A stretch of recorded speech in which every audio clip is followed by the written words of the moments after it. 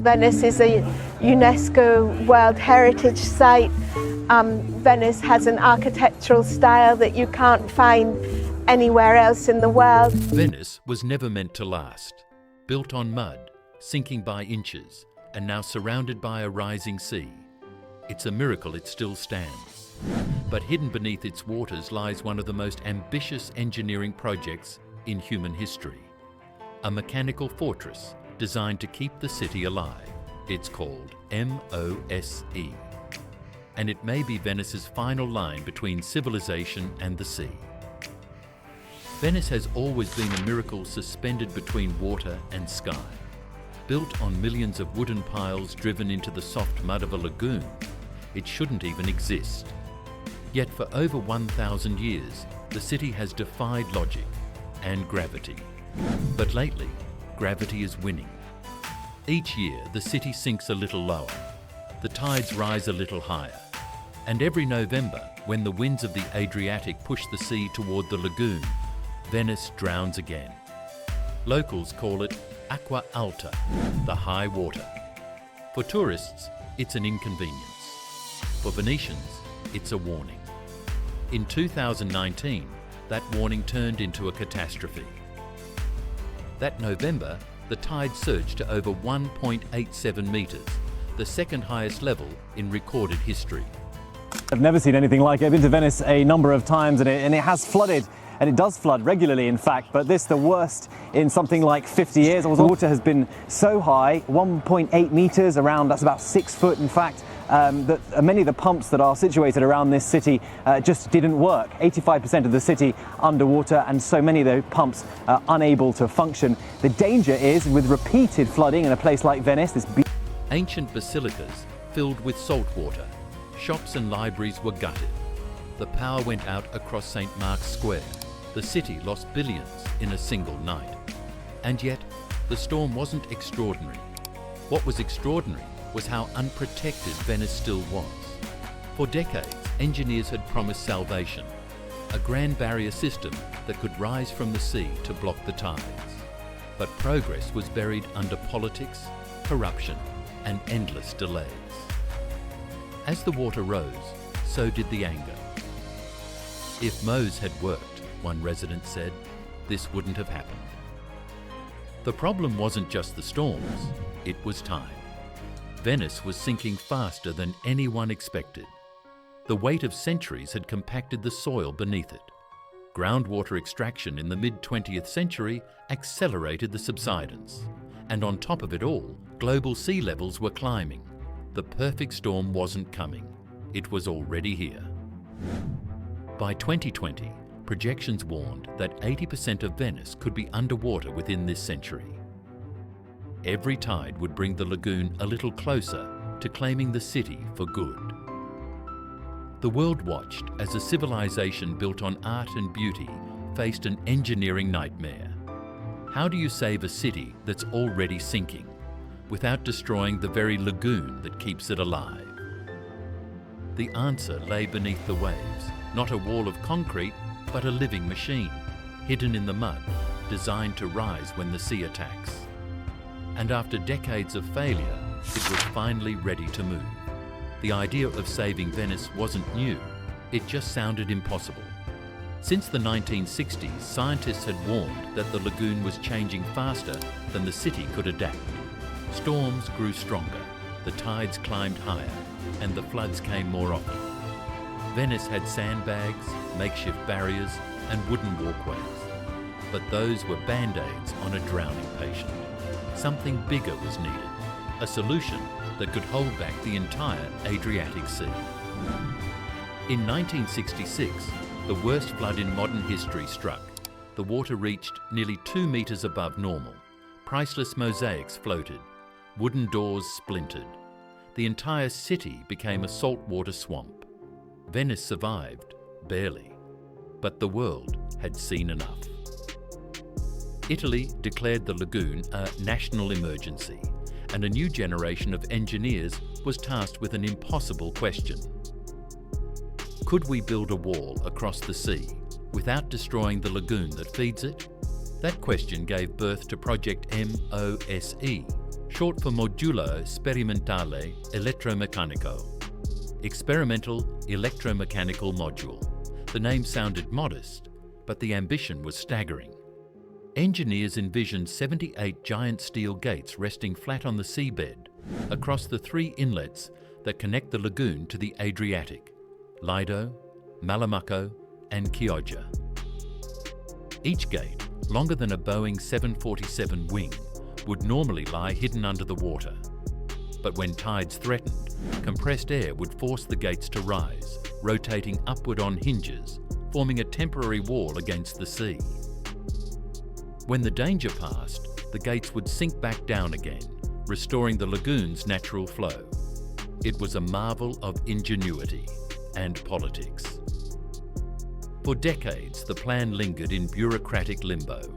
Environmentalists feared the barriers would choke the lagoon's ecosystem. Fishermen worried about losing livelihoods. Politicians saw opportunities for contracts, favours and fortune.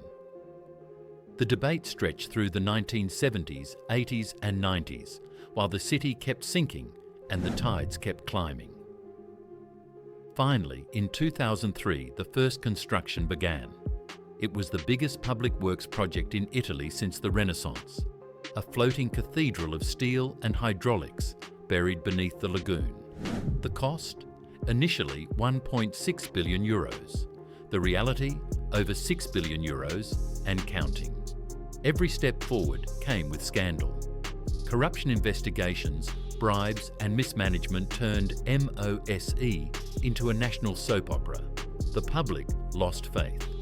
Critics called it the city's last illusion. But through all the chaos, the engineers kept building, underwater, unseen and undeterred. They sank concrete caissons the size of apartment blocks into the seabed, each one housing the hinges and systems for the gates. Thousands of divers, welders and technicians worked in shifts beneath the waves, often in complete darkness, assembling one of the most complex machines ever conceived. By the late 2000s, the final components were in place. And in October 2020, as a storm rolled toward Venice, the engineers decided to test it. For the first time in history, the sea was about to meet its match. October 3rd, 2020. The wind was howling across the lagoon. Storm warnings flashed red. Another acqua alta was on its way, expected to reach more than 135 centimetres, enough to flood half the city. Shopkeepers stacked sandbags, tourists rushed for higher ground, and in a small control room near the island of Lido, a group of engineers stared at monitors, waiting for a single command. Activate MOSE. No one had ever done it under real conditions before. Years of testing, delays and political drama all came down to this one storm. At 8:30 a.m, the order was given. Compressed air hissed through massive pipes beneath the lagoon floor. Slowly, one by one, the 78 golden gates began to rise, a steel wall emerging from the depths. Each gate weighed 300 tons, pivoting upward on giant hinges anchored in concrete foundations. Outside, the sea kept pushing forward, but this time, Venice did not yield. By midday, the barrier was fully raised, nearly 1.5 kilometres of floating defence stretching across the inlets. On one side, the Adriatic surged and frothed. On the other, the lagoon lay eerily calm. For the first time in living memory, a storm that should have flooded Venice was stopped cold at the gate. 78 barriers are all that stand between 1,500 years of culture and destruction. In the first full-blown test of the flood prevention system, it was Italian Prime Minister Giuseppe Conte who launched the sluice gates. In St. Mark's Square, locals watched the tide gauge fall instead of rise. The marble pavement, which had been underwater during every major flood for decades, stayed dry.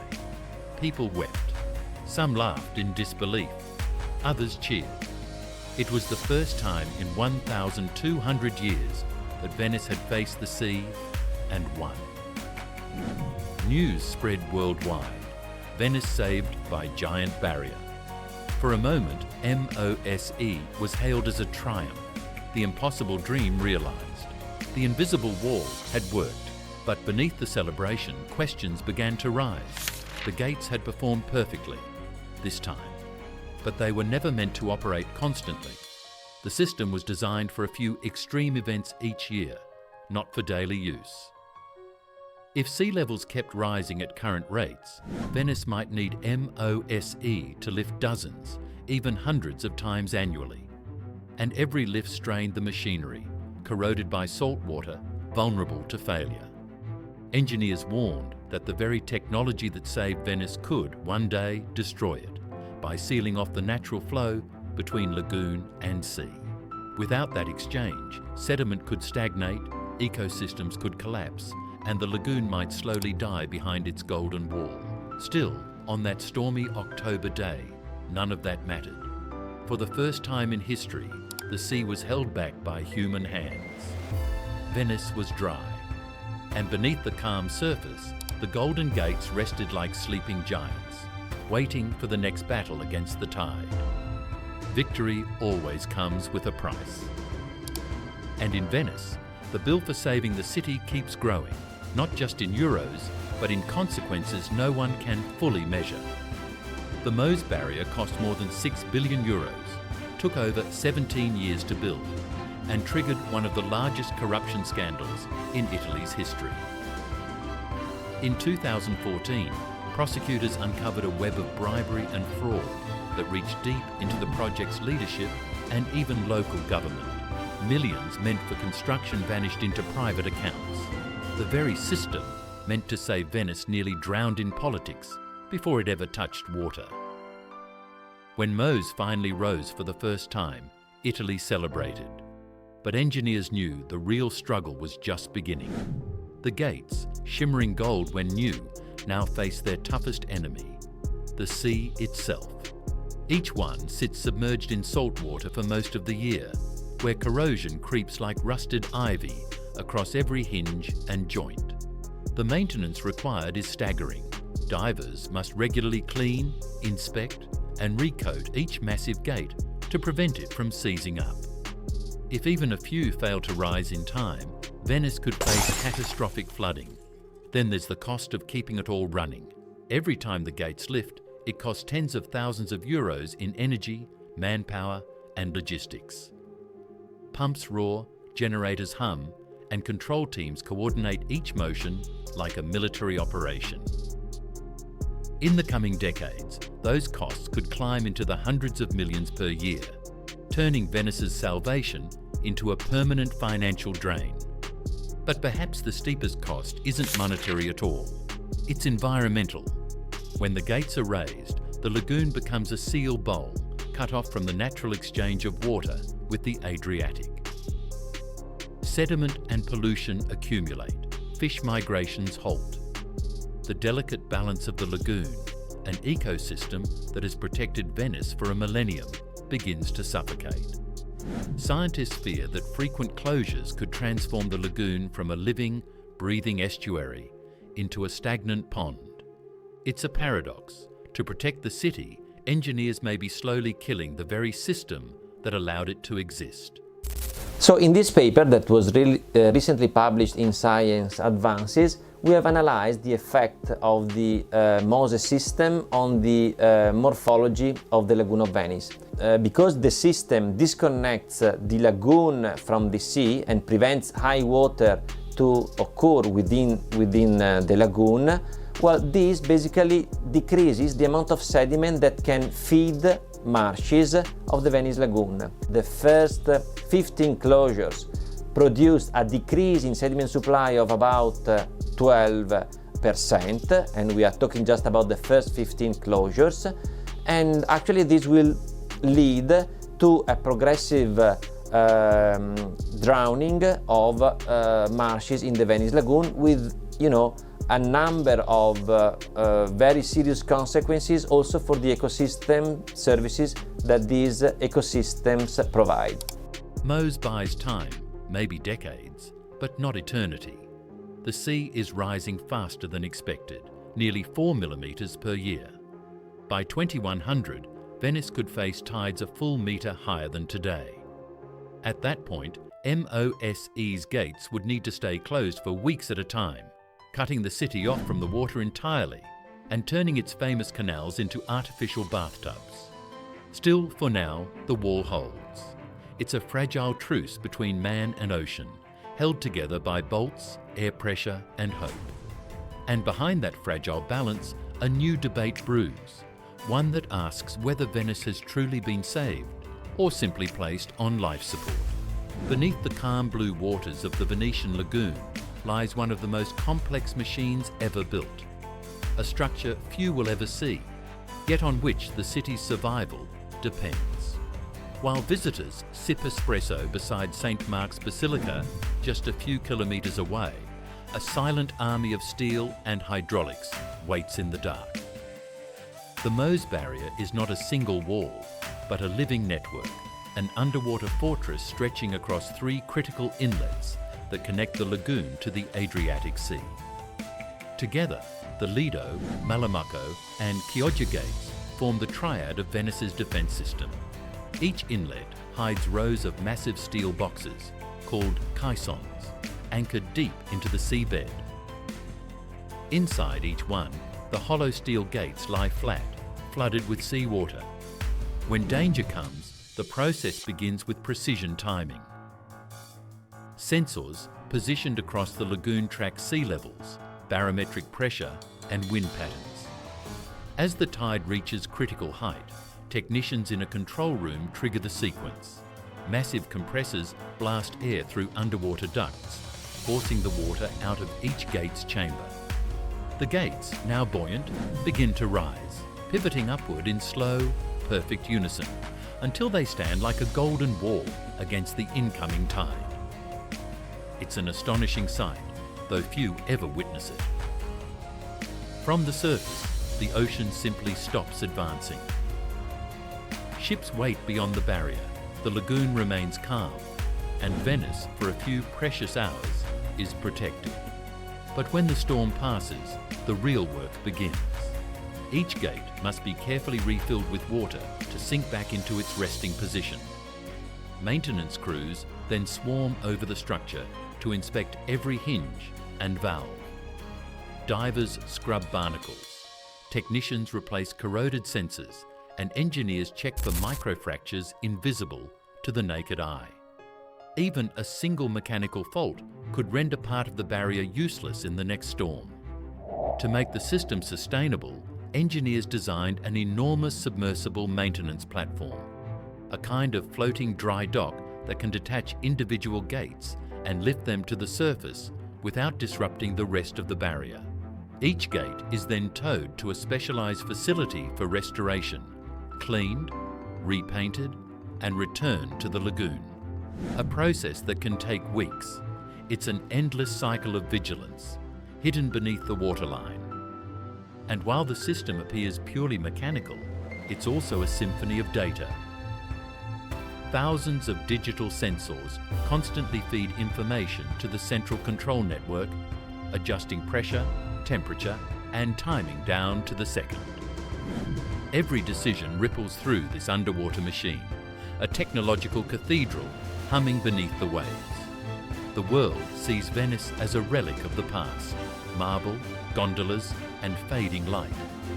But under the surface, it's guarded by one of the most advanced pieces of engineering on Earth, a machine that must never fail. Because if it does, the next high tide won't just flood a city, it will erase a civilization. Venice has always lived on borrowed time. For centuries it survived not because it conquered nature, but because it learned to negotiate with it. The tides came and went, and the city adapted, bending like a reed instead of breaking. But now the old rhythm is gone. The sea rises faster, the storms grow wilder, and the line between safety and surrender grows thinner every year. MOSE has bought Venice time, but no one knows how much. Engineers estimate the system could remain effective until 2100, perhaps a little longer if maintained perfectly. But perfection is fragile. Salt corrodes, hinges fail, funding dries up. Each malfunction brings the ocean a step closer.